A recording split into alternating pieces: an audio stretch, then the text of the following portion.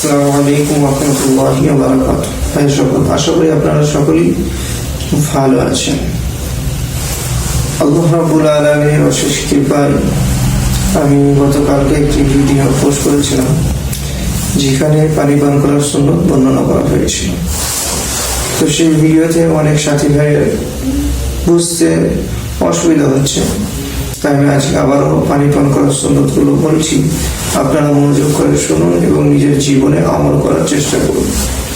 পানি পান করার সুন্নাত: 1 নম্বর হলো ডান হাত দ্বারা পান করা, 2 নম্বর হলো দেখে পান করা, 3 নম্বর হলো বসে পান করা, 4 নম্বর হলো বিসমিল্লাহ বলে পান করা, 5 নম্বর হলো 3 শ্বাসে পান করা, 6 নম্বর পানি পান করার পর আলহামদুলিল্লাহ বলা। তো আমরা এই কথা মুখস্থ করার চেষ্টা করবো ও আমল করার চেষ্টা করবো।